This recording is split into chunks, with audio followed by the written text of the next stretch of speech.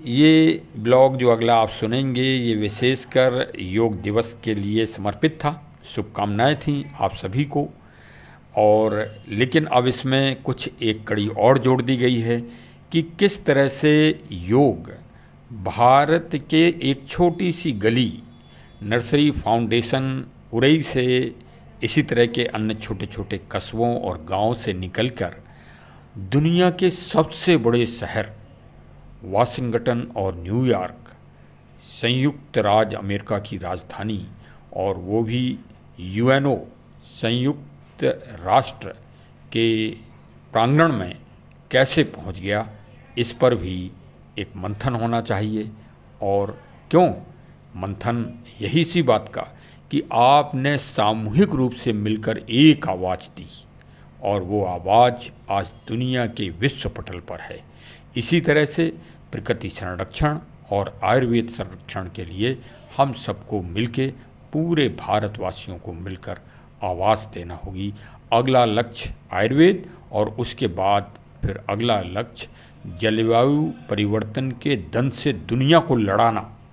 सबसे बड़ी समस्या अगर दुनिया के सामने आज है तो प्रदूषण और जलवायु परिवर्तन की दंश की है। यदि जागरूक दुनिया नहीं हुई और दुनिया को जागरूक कराना पड़ेगा, ये कार्य सिर्फ भारत के ऋषि मुनि जो अखंड विश्वामित्र जी की तरह होगा, अखंड, वही ये दुर्लभ कार्य कर सकता है इस दुनिया में।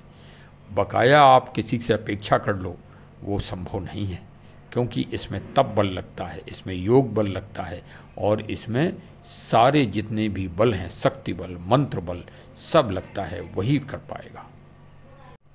चाहे आप आधुनिक विज्ञान की समीक्षा कर लें या प्राचीन विज्ञान की समीक्षा कर लें या आधुनिक अध्यात्म की पर चर्चा कर लें या प्राचीन अध्यात्म की चर्चा कर लें, विश्वामित्र से ज़्यादा दृढ़ व्यक्ति इस दुनिया में कोई नहीं हुई। पर कल्पना करने से, चिंतन करने से किसी ने किसी भी संस्कृति को किसी ने रोका थोड़ी था।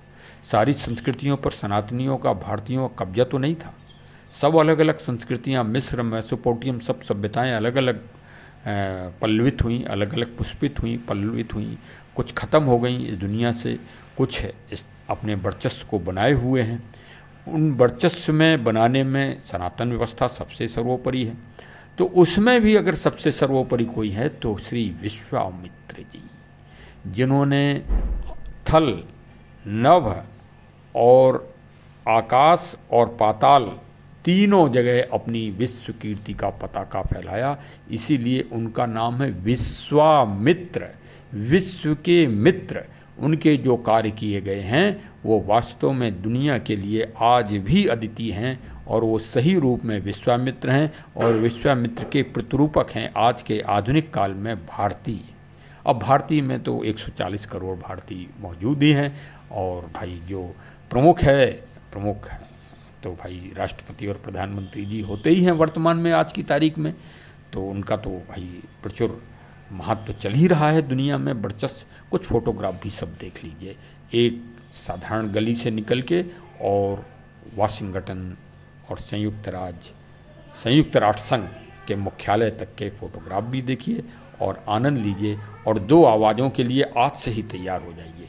ये समझ लीजिए कि हमारे चैनल ने इस अभियान की शुरुआत काफ़ी पहले कर दी है।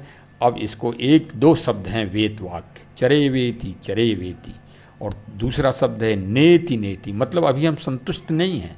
नेति नेति का मतलब अभी संतुष्ट नहीं, और जानो और जानो और जानो और आगे बढ़ो। तो नेति नेति ये वेद वाक्य हैं, इसको अमर करना है सभी भारतीयों को मिलके। चलिए साहब, हमारे चैनल से अवश्य जुड़े रहें। बहुत बहुत धन्यवाद। जय हिंद, जय हिंद। योग दिवस पर सबको शुभकामनाएं।